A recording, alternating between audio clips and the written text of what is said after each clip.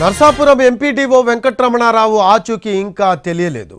వెంకటరమణ కోసం 3 రోజులుగా విజయవాడ ఏలూరు కాల్వలో గాలిస్తున్నాయి ఎన్డీఆర్ఎఫ్ బృందాలు.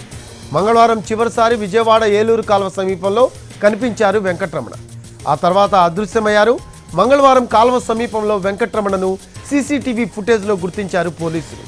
టెక్నికల్ క్లూస్తో పాటు సీసీ ఫుటేజ్ ఆధారంగా విచారణ కొనసాగుతూ ఉంది. ఇవాళ కూడా కాల్వలో గాలింపు చర్యలు కొనసాగనున్నాయి. ఫెర్రీ వేలం బకాయి 54 లక్షల రూపాయల వసూలు విషయంలో ఒత్తిడికి గురైనట్లు లేఖలో పేర్కొన్న వెంకటరమణారావు 15వ తేదీ రాత్రి నుంచి అదృశ్యమయ్యారు. వెంకటరమణారావు ఆత్మహత్య చేసుకున్నారా లేక ఇంకెక్కడికైనా వెళ్లారా అనే విషయంలో ఇప్పటికీ స్పష్టత లేదు.